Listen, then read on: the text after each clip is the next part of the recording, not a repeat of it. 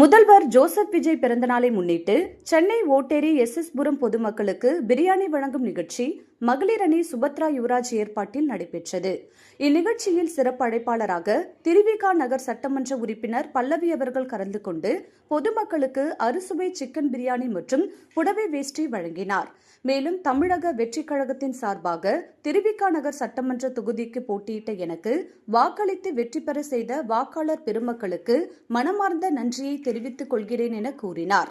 மேலும் தொகுதியில் வாக்களித்த மக்களுக்கு விரைவில் வீதி வீதியாக சென்று நன்றி தெரிவிப்பேன் எனவும் கூறினார்.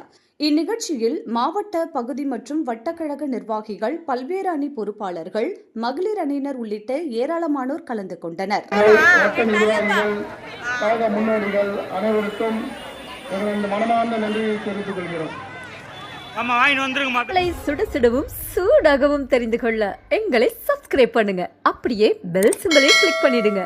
இந்த செய்தியை நீங்கள் Facebookல் பார்த்து கொண்டிருந்தால் எங்கள் பேஜை லைக் அண்ட் ஃபாலோ பண்ணுங்க.